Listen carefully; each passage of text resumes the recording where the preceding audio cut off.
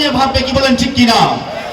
আমরা ইনশাআল্লাহ ইসলামী আন্দোলনের যে প্রার্থী আমরা পেয়েছি, এমন অভিভাবক পেয়েছি যার বংশমর্যাদা সম্ভ্রান্ত পরিবারের, যার শিক্ষা দীক্ষা আলহামদুলিল্লাহ সর্বোপরি, এমন এক অন্য প্রার্থীর চেয়ে আলহামদুলিল্লাহ বুকে হাত থেকে বলতে পারি আমাদের বাঞ্ছারামপুর যে প্রার্থী পেয়েছি সকল প্রার্থী থেকে শিক্ষাগত যোগ্যতা, ইসলাম প্রিয়, ভ্রাতৃত্ব বন্ধন, সারা মনের মানুষ, কি বলেন ঠিক কিনা?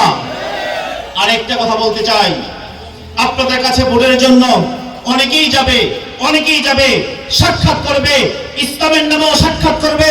আমি একটা কথা স্পষ্ট বলে দিতে চাই, ইসলামের নামে ভোট চাইলেও আপনারা চিন্তা করে দেখবেন, আল্লাহ তাআলা আপনাকে আকল দিয়েছেন, বিবেক দিয়েছেন, সেই বিবেক দিয়ে চিন্তা করবেন। ইসলাম নাম দিলে ইসলাম হয় না, ইসলাম তার শরীরে বাস্তবায়নে কাজে কর্মে কোথায় জামিন থাকবে, সেটা হবে প্রকৃত ইসলামিক দল। আমরা দেখতে পাই রাস্তায় এসে ইসলামের পক্ষে ভোট চায়, জনগণের সামনে যখন কথা বলে ইসলামের পক্ষে কথা বলে, কিন্তু যখন ইন্ডিয়ার সাথে কথা বলা হয়, যখন ওয়ান্টেড টেররিস্ট আমেরিকার সাথে বৈঠক করা হয়, তখন বলা হয় আমরা বাংলাদেশে শরিয়া হুকুম বাস্তবায়ন করতে চাই না, কিন্তু পথে ঘাটে রাস্তায় এসে ইসলামের বলি বলে, কি বলেন ঠিক কিনা? অতএব ইসলামী আন্দোলন বাংলাদেশ সেই জন্মলগ্ন থেকে এখনো পর্যন্ত যে ইসলামকে লালন করেছে, যে আদর্শকে লালন করেছে, ইনশাআল্লাহ শুরু থেকে নিয়ে এই পর্যন্ত সেই আদর্শের উপর আসে ইনশাআল্লাহ। চরমনায় বিশ্বজিৎ একটা কথা বলতেন, যদি কোনোদিন আমি ইসলামী আদর্শ থেকে বিচ্যুত হয়ে যাই, যদি কোনোদিন আমি কোরআন সুন্নাহ থেকে বিচ্যুত হয়ে যাই, হাজারো লক্ষ মানুষ সামনে বক্তৃতা দিয়েছে, ওই দিন আমাকে ছেড়ে দিবেন, কি বলেন ঠিক কিনা? এটা একমাত্র ইসলামী আন্দোলন বাংলাদেশ যারা নাকি শুরু থেকে এই পর্যন্ত ইসলামের সূক্ষ্মতাকে বজায় রেখেছে। অনেকেই বলতেছে জোট হয়েছে, আলাদা হয়েছে, কেন হয়েছে?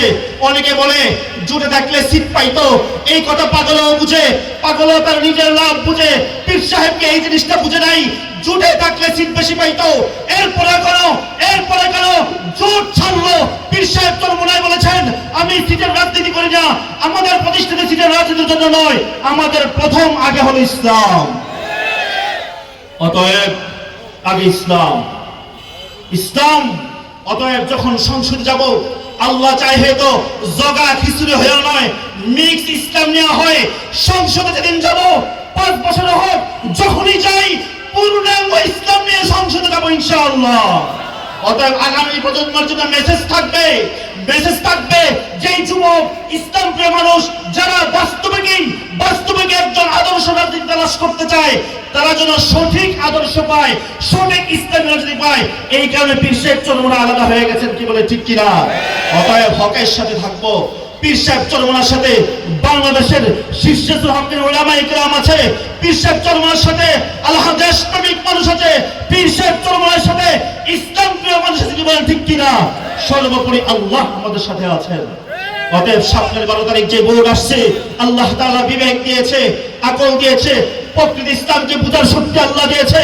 অতএব যদি আমরা ইসলামের পক্ষে থাকতে চাই, দেশপ্রেমের পক্ষে থাকতে চাই, প্রকৃত পক্ষে দেশপ্রেমিকের পক্ষে থাকতে চাই, আমরা ইনশাআল্লাহ আগামী 12 তারিখে হাত পাখায় ভোট দিয়ে আমরা সাইয়্যিদুনা জাবেদ ভাইকে বিজয় করব ইনশাআল্লাহ। আসসালামু আলাইকুম।